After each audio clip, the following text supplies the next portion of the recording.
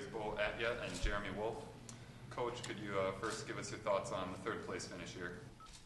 I think the first thing I'd want to say is just tremendous credit to Wisconsin-La Crosse. I think they are a disciplined, classy group of kids, very, very well coached, very impressed with their offensive ability to not chase out of the zone.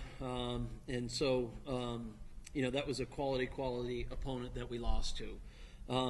In regards to our club, it stings, it hurts. It's been a long time to get here. Couldn't be more proud of my group of players. I don't think people really know what that means when you say it. There are a lot of hours put into this game, a lot of emotions put into it. And this group really, at the end of this thing, it just started to play for each other. And there's nothing better, what a reward from a coaching standpoint, to watch kids play for each other.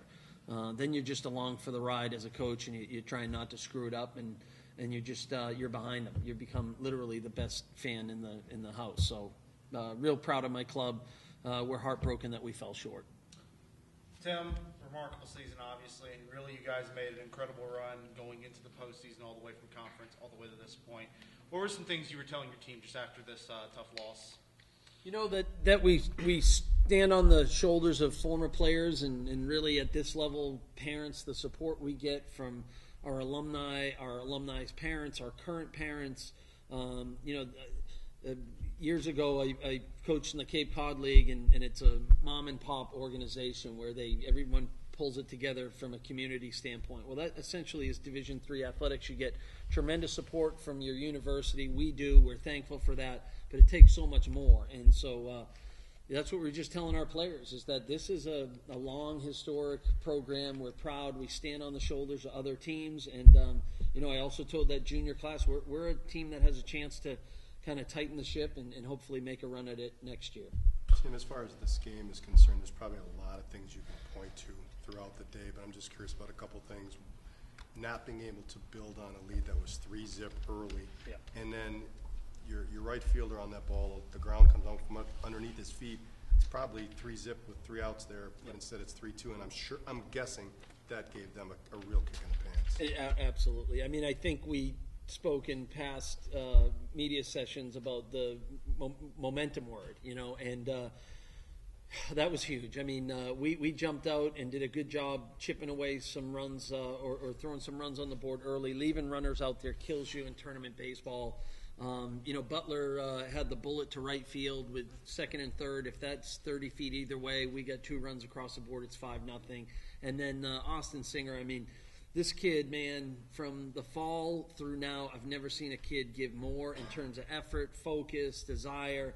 And he has a little back break where his foot kicks out, and then he's an inch away from catching it. So when that happened, momentum started to swing to La Crosse's way. And like I said, they're a really well-coached team and a hungry, fighting group, and they took advantage of it. Well, you're a senior on this team, and senior, she mentioned it's hitting 1,000 here for this week. Great tournament for you. You came through some big pinch hits. Explain to me just this team, this experience to get to this point, something historic that Trinity's never done before, and being able to be, with these guys throughout the way and make it to this point.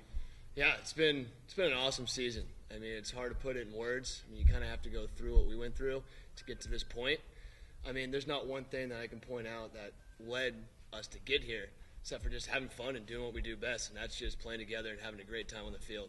I mean, the moment we step off that field, we flush whatever would happen, we'll win, lost, whatever, and we go back and we just do what we do. That's just, having a good time, playing bocce ball or whatever we do. And I can't explain what I went through this 5th year. It's been a great season. This has been the best team I've been a part of. We've been close. All of us are close. And it just makes me so happy to get to where we've been this year. Jeremy, 17 hits in this game. You guys all weekend really swung the bats well. Guys found yourself down, still made a run in the 9th inning, and just talk about the talk in the dugout. Even when you went through the rain delay, going through a little bit of a resting period, I guess, if you will, and coming back and still giving you guys a shot to pick up the win. The entire year, this team never gave up. Conference tournament, we were down in 2 or 3 games. We came back and we tied it, and then we came back to win it. And regionals, we were down a couple times, and we had the experience and we know what we're doing, and we went out there and we tied the game, and we went out and we won. But in the dugout, we're so close as a team that we were just fighting for each other and creating opportunities for each other. And hats off to everybody on this team. I couldn't be happier with how we performed, and it's. I just want to thank the team for all the effort that we put into this weekend too. Jeremy and Beau, why don't you talk about what your coach means to you in terms of your development as a person, as a player over the last 4 years?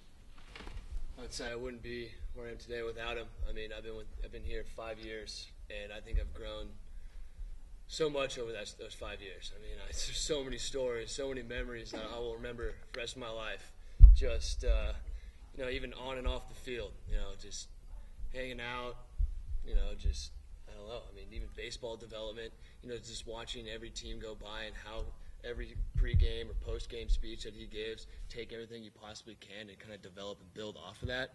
I mean, I definitely will take away a lot of things that I've learned from Tom over here next to me. I mean, I can sit here for hours and tell you stories on stories and what we've been through together. And I mean, obviously we don't have that kind of time, but just one thing that I'm speechless. I mean, I don't know what to say. I mean, I couldn't thank him enough.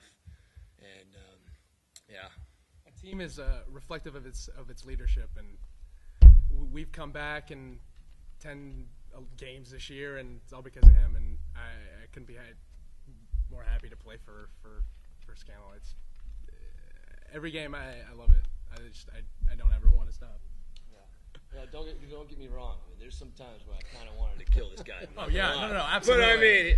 But I mean, it's love-hate relationship sometimes, But at the end of the day, it's been the best 5 years of my life by far under this guy.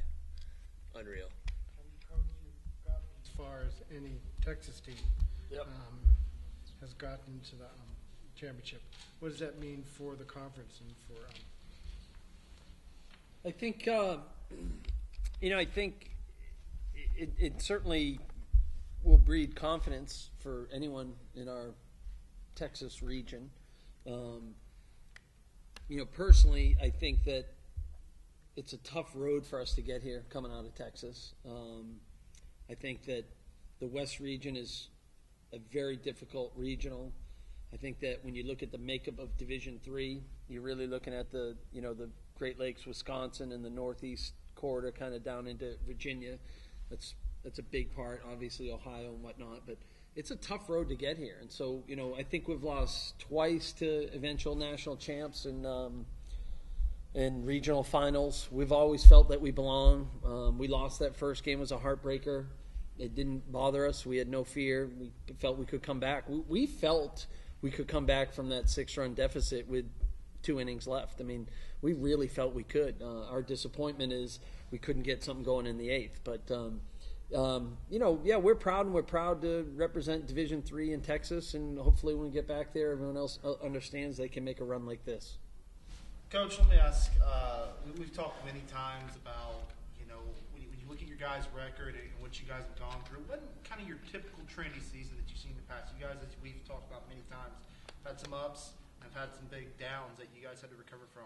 Was there a certain point that you maybe saw where this team really turned it around and really started, getting hot, started playing for each other, as you alluded to? Was there something that really you saw that turning point? Yeah, I think, we said we had a very difficult year. We did so many things wrong, it's not even funny. We didn't come to practice the right way. We didn't play the game the right way. We didn't lift. We do have a very tight group. I think all teams, or many teams, do. I'm very, very hard on my players. I was very disappointed for a period of time. There's a lot of guys that you can give credit to. Wolfie comes every day, gets after it. But I would say between Matt Tyndall and Beau Attyah, those 2 guys probably turned our season around more than anything. Beau's a 5th-year guy. He's played very little throughout his career. He's been injured He was a heralded high school player coming out of California. I begged him to tell the team his story, that he wasn't some back-of-the-bench guy. And I believe that Beau took charge of this team, and that would be one of the big turning points in the season. Guys, any final words just as we wrap things up? Any final thoughts on just kind of the season that was from both of you? Like I said, I'm pretty much speechless with this season. I mean, this team has been weird, real weird. Weirdest team I've been a part of, and I wouldn't change it for anything. I mean, 5 years I've been here.